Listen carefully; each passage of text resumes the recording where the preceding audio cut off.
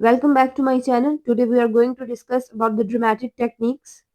Techniques of drama are the methods and the tools that playwrights use to present the story, develop characters, and engage the audience. These include dialogue, monologue, stage directions, dramatic irony, suspense, flashback, and symbolism.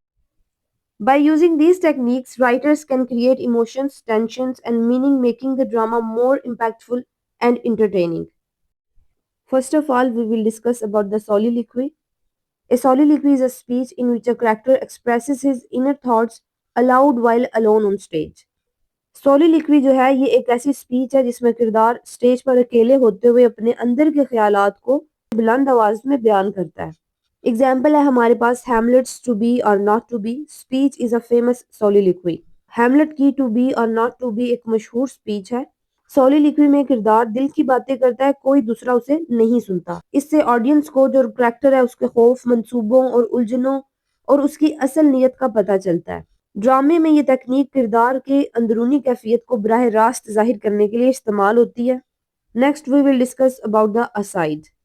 An aside is a short remark spoken by a character to the audience or to himself unheard by other characters on stage. ये एक मुख्तसर जुमला होता है जो किरदार audience या अपने आप से बात करने के लिए इस्तेमाल करता है और स्टेज के जो दूसरे किरदार हैं वो इसे नहीं सुनते. Example is in many Shakespearean plays, characters speak an aside to reveal their secret thoughts. Shakespeare के कई ड्रामों में किरदार अपने खुफिया ख्यालात को बताने के लिए असाइड का इस्तेमाल करते हैं. असाइड दरअसल दिल की बात होती है जो छुप कर की जाती है. ये बहुत मुख्तसर होता है, आमतौर पर एक लाइन या दो पर मुश्तमिल होता है. इससे नाजरीन को वो बात पता चलती है जो दूसरे किरदारों से छुपी होती है, जैसे कोई राज या फिर कोई चाल वगैरह. Next comes monologue. A monologue is a long speech delivered by a character to other characters on stage. ये एक लंबी स्पीच होती है जो एक किरदार स्टेज पर मौजूद दूसरे किरदारों को सुनाता है. Example is in The Merchant of Venice, Shylock's hath not a Jew eyes is a well-known monologue. The Merchant of Venice में Shylock का hath not a Jew eyes एक मशहूर मोनोलॉग है. मोनोलॉग सामईन या किरदारों को एड्रेस करने के लिए होता है. ये अकेले में नहीं होता, ये किरदार की जज्बात, दलाइल, गुस्से या दर्द को जाहिर करता है. मोनोलॉग किरदार की ज़हनी हालत और सोच को पूरी वजाहत के साथ पेश करता है. Next comes dramatic irony. Dramatic irony occurs when the audience knows something important that the character do not. Dramatic irony तब होती है जब नाजरीन किसी अहम बात को जानते हैं जबकि जो किरदार है वो इससे बेखबर होता है. Example in Oedipus Rex, the audience knows Oedipus' true identity long before he discovers it. Oedipus Rex में ऑडियंस Oedipus की असल शनाख्त को बहुत पहले जान लेती है जबकि वो खुद इससे वाकिफ नहीं होता. ये टेक्निक जो है ये सस्पेंस पैदा करती है. ऑडियंस हकीकत जानती है लेकिन जो किरदार है वो गलत फहमी में रहता है. इससे जज्बाती और ड्रामाई असर बहुत बढ़ जाता है क्योंकि नाजरीन नतीजे का इंतजार करते हैं.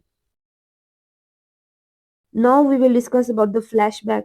A flashback is a technique that shows past events to provide background or context to the present story. ये एक ऐसी टेक्निक है जो माजी के वाकयात दिखाती है ताकि मौजूदा कहानी के लिए पस मंजर या वजाहत फराहम की जा सके. Example, in many modern plays, characters remember the past moment to explain their present behavior. बहुत से मॉडर्न ड्रामों में जो करेक्टर्स हैं अपने माजी को याद करते हैं ताकि मौजूदा रवैये की वजह समझाई जा सके. फ्लैशबैक कहानी को पीछे ले जाता है ताकि नाजरीन को किरदार की जिंदगी का वो हिस्सा पता चल सके जो मौजूदा हालात पर असरअंदाज हुआ है. इससे किरदार और प्लॉट दोनों वाज़िया होते हैं. Now we will discuss about the foreshadowing. Foreshadowing is a hint और warning about a future event in the history. Foreshadowing कहानी में आने वाले मुस्तकबिल के वाक़े की खबर देता है. एग्जाम्पल है the witch prediction in Macbeth foreshadowing Macbeth's downfall. जैसे मैकबेथ में जादूगरों की पेशन गोइयां मैकबेथ के अंजाम की पेशगी की तरफ इशारा करते हैं. इस टेक्निक से ऑडियंस को ज़हनी तौर पर तैयार किया जाता है कि आगे कुछ अहम होने वाला है. ये कहानी में मिस्ट्री और सस्पेंस बढ़ाती है.